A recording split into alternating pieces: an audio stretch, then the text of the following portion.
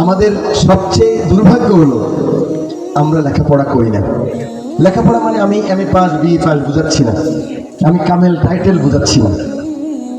লেখাপড়া বুঝাচ্ছি জ্ঞান আহরণ করার যে আকাঙ্ক্ষা, অভিলাষ, সেটা আপনারা শুনলে অবাক হবেন, বা যারা জ্ঞানী মানুষ ইসলামিক লাইনে নিশ্চয় ইসলামিক স্কলার আছেন অনেক। এখন বাংলাদেশে অনেক স্কলার, ওনারা নিশ্চয়ই জানেন, কারণ ওনারা আমার চেয়ে অনেক বেশি জ্ঞানী।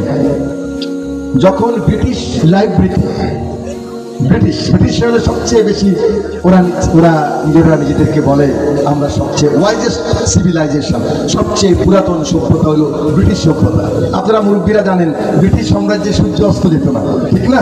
এরকম গল্প ছিল। আসলে ব্রিটিশ সাম্রাজ্য এত বড় ছিল, মানে সারা পৃথিবীর 4 ভাগের 3 ভাগে ছিল ব্রিটিশ শাসিত।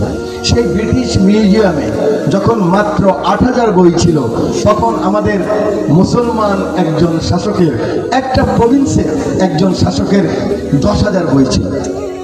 চিন্তা করেন এবার, ব্রিটিশ লাইব্রেরিতে যখন 8000 বই, শুধু একজন মুসলমান শাসকের ছিল 10,000 বই। যখনই মুসলমানরা শুনতো কোথাও জায়গায় বই লেখা হয়েছে, বই লেখা শেষ হওয়ার আগে ওনারা সেখানে অ্যাডভান্স কিনে ফেলতো। আপনারা বায়না করেন না, এরকম বায়না করতো।